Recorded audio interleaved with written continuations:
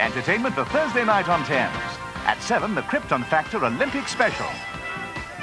With javelin gold medalist Tessa Sanderson, rowing gold medalist Andy Holmes, and judo silver medalist Neil Adams. At 7:30, somebody killed her husband. A murder for Jeff Bridges and Farrah Fawcett Majors. I don't understand talking to the doorman. Why didn't you call the police? We can't. What do you mean we can't? Because it's just going to look at him as though we did it. At 9:15, Frankenstein, Mary Shelley's classic tale of terror. I think I have discovered the very cause of life itself. Live, damn you, live! Robert Powell stars in Frankenstein at 9:15.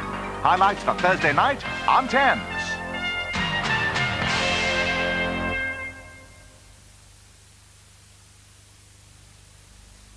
You will understand that my client is most anxious to achieve a rapid settlement, as indicated by the extent of his offer.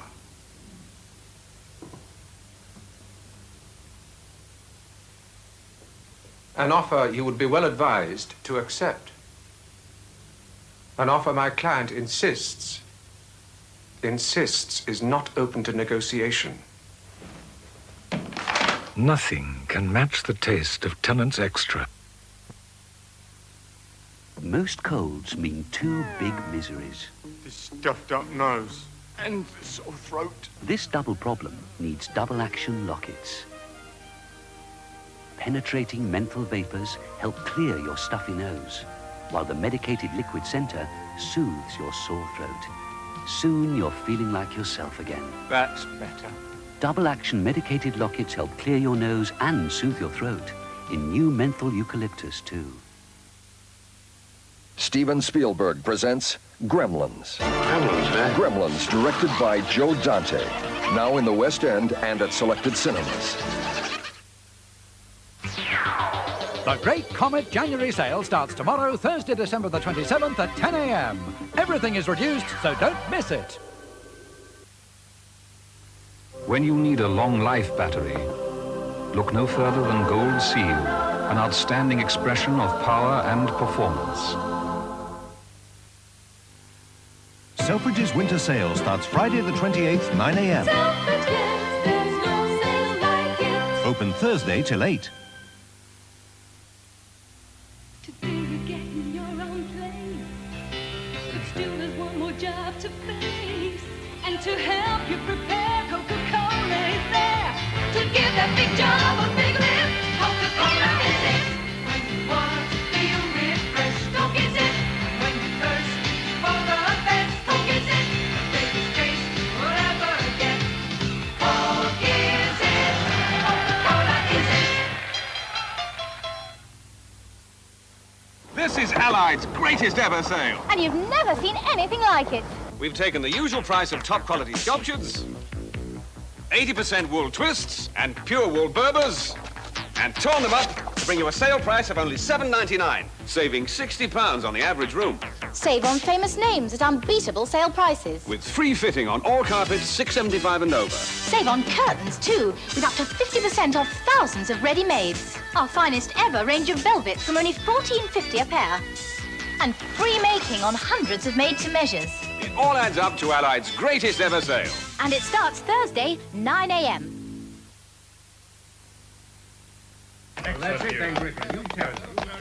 All right, I'll tell them right away. Got some wonderful news for Midland personal account customers. It's free banking.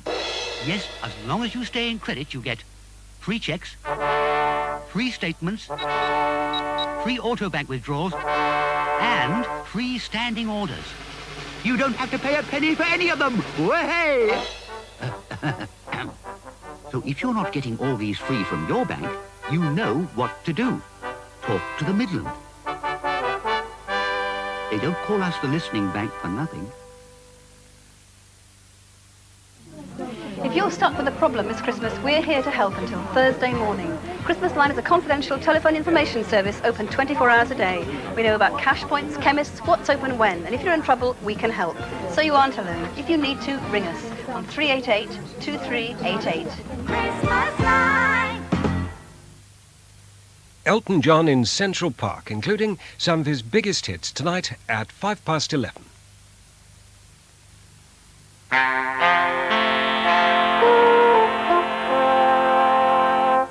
This is Thames from London.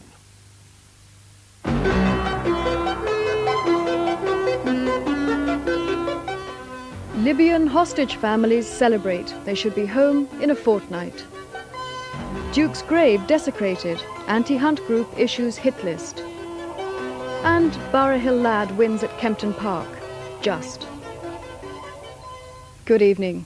The Archbishop of Canterbury's envoy, Mr. Terry Waite, says he now has a promise that he'll be able to bring home the 4 Britons detained in Libya, probably within a fortnight. Mr. Waite is flying back himself tomorrow, but he'll return to Libya for the meeting of the People's Congress, which is expected to endorse Colonel Gaddafi's recommendation that the men should be freed. The 4, Michael Burdiner, Alan Russell, Malcolm Anderson and Robin Plummer, have been held in a Tripoli villa for 7 months. At her home in Ipswich today, Mrs. Russell said she thought the British government could have done more. Well, I'm only very, very sorry that it's taken 7 months for us to send a special envoy out there, and perhaps if we'd sent one a little earlier, we would have had a good result a bit earlier, instead of the men sitting waiting in a room for 7 months.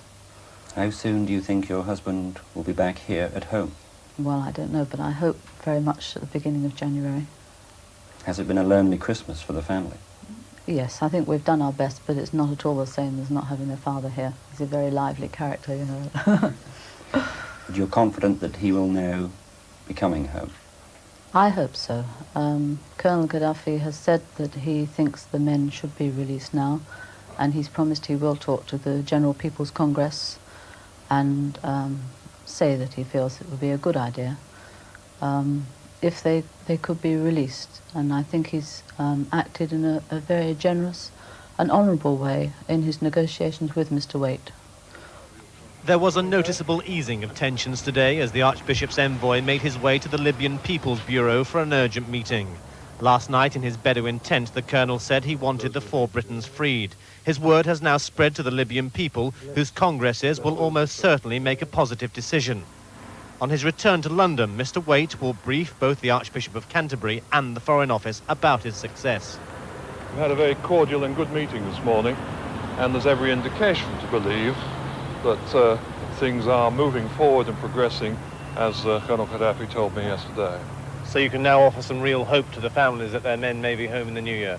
Well, it's a sign of hope that I've been asked to come back and to attend the meeting of the Congress to hear a decision being made. The negotiations concluded, the Libyans took Mr. Waite sightseeing today. The authorities want to put the events of the past year behind them as quickly as possible, but only by releasing the Britons to Mr. Waite can that possibly start to happen. Brent Sadler, ITN, Tripoli. Anti-Hunt campaigners have claimed responsibility for desecrating the grave of the late 10th Duke of Beaufort, the former master of the Beaufort Hunt. They sent photos of the raid to the Press Association news agency. Masked members of the Hunt Retribution Squad dug up a cross which had been put on the grave at Badminton Parish Church in Avon by the Duke's estate workers. They say they tried to dig up the coffin, but their shovel broke. Today, the group claimed it had drawn up a hit list, including members of the royal family. They claim to have 100 members and say they're prepared to use violence to end all blood sports, including angling. Scotland Yard say they're taking the threats seriously. A father risked his life in an unsuccessful attempt to rescue his 2 young sons trapped by a fire at their home near Newport Pagnell in Buckinghamshire today. Mr. David Gatsby twice tried to fight through the smoke, but the boys were dead by the time he reached them. This was a tragedy that stunned the village of Sherrington near Newport Pagnell just after 7 a.m. today. Flames leapt from the roof and upper windows of this 17th century house. Mr. David Gadsby, his wife Jacqueline, and their 4 children were trapped inside. Neighbours rushed to help, but it was too late to save the life of James and Alexander Gadsby, aged 3 and 5. The couple's 10-year-old daughter Rebecca escaped unhurt from an upper window, but her 18-month-old sister Sarah Jane is in a critical condition at Milton Keynes Hospital. Well, she's quite seriously ill at the moment. She's in the intensive care unit suffering from the effects of smoke inhalation. How do doctors think she'll progress? Well, she's breathing by herself at the moment, but the next 24 hours will be the critical period. An open-hearth fireplace is one suspected source of this tragedy. It's only the latest in a series of fatal fires over Christmas that have now claimed 15 lives. Ian Glover-James, ITN, Sherrington, Buckinghamshire. Now for news of today's sport, here's Steve Ryder. Manchester United missed a golden opportunity to go back to the top of the First Division when they became only the second team to lose at Stoke City this season. Frank Stapleton had given United the lead and they looked in control, but then Ian Painter's penalty levelled the scores and Carl Saunders' winner 2 minutes later sent United to defeat. And that means that Tottenham stay on top of the First Division despite being held at home by West Ham. Everton go second, winning at Sunderland. Arsenal remain fourth despite losing at Norwich, and there was a surprise defeat for Southampton, beaten at home by Watford. At the bottom, Stoke are still adrift despite their win, and Luton move out of the bottom three thanks to a fine 2-0 win over fellow strugglers Coventry. Luton's first goal was nicely worked, Brian Steen's dummy, and then Mick Harford turned the ball back for Steen to take in his stride. Luton looked a better bet to avoid relegation, especially when the Coventry defence froze again late in the game, and that gave Ray Daniels acres of room to score his first of the season. Blackburn remain 4 points clear at the top of Division 2, beating Leeds 2-1. Birmingham beat Grimsby, but the real fireworks came from Oxford, who went third with a big win over Cardiff. 3 of their 4 goals came in a 5-minute spell just after half-time. Billy Hamilton hit the first from 10 yards, one of the easiest of his 15 this season. And it was Hamilton's left-wing run which made the second. His cross reducing the Cardiff defence to a shambles, John Aldridge finally turning it in. The third was a beauty, Aldrich somehow getting on the end of a Brock centre, that despite some very tight marking. Oxford's fourth came from Hamilton again, scooping the ball out of the mud and over a stranded keeper. Well, the big race of the day was the King George VI chase at Kempton, billed as a showdown.